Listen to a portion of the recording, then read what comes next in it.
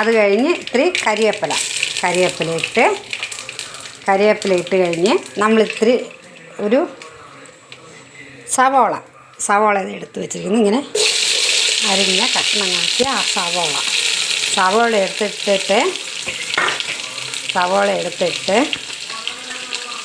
സവോള എടുത്തിട്ടിട്ട് ഉപ്പ്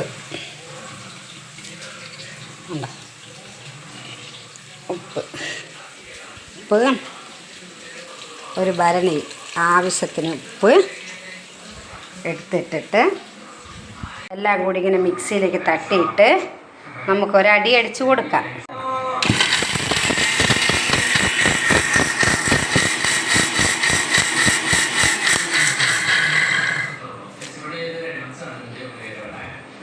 അയന്ന് വന്നിരിക്കുകയാണ്. ഇതുണ്ട്, നല്ലപോലെ സവോളയും തക്കാളിയും പച്ചമുളകും വെളുത്തുള്ളിയും ഇഞ്ചിയും എല്ലാം കൂടി നല്ല വഴന്ന് വന്നിരിക്കുന്നിടത്തേക്ക് നമ്മൾ നേരത്തെ എടുത്തു വച്ചിരിക്കുന്ന കണ്ടോ പേസ്റ്റ് ഇട്ട് കൊടുക്കാവുന്നതാണ്. ഇതിലേക്ക്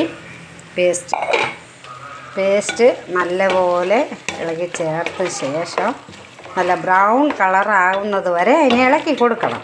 ഇപ്പം കുരുമുളക് പൊടി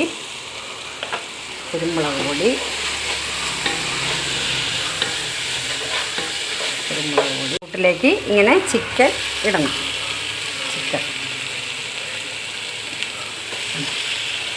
നമ്മൾ നല്ലപോലെ ചിക്കൻ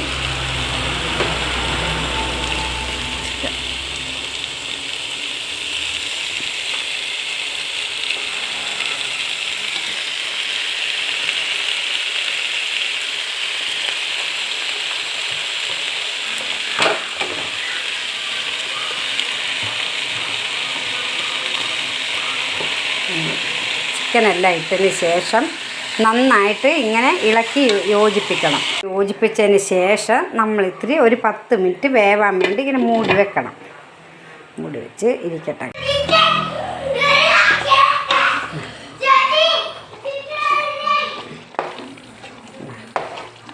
ചിക്കൻ കറി റെഡി ആയിരിക്കണം.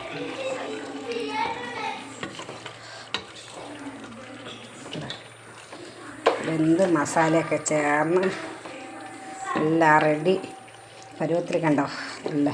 നല്ല അടിപൊളിയായിട്ട് കണ്ടോ. പീസെല്ലാം നല്ല ഇതായി കുഴഞ്ഞിരിക്കുകയാണ്. വെന്ത് സൂപ്പറായിരിക്കുകയാണല്ലേ.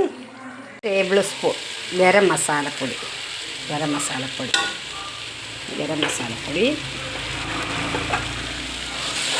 നല്ല ഇളക്കി യോജിപ്പിന് ശേഷം നമ്മൾ നേരത്തെ എടുത്ത് വെച്ചിട്ടുള്ള ചിക്കൻ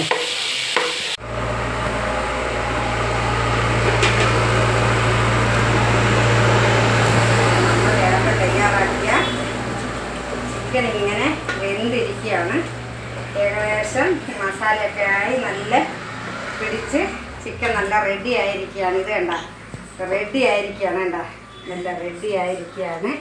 അങ്ങനെ ചിക്കൻ റെഡി ആയിരിക്കുകയാണ്.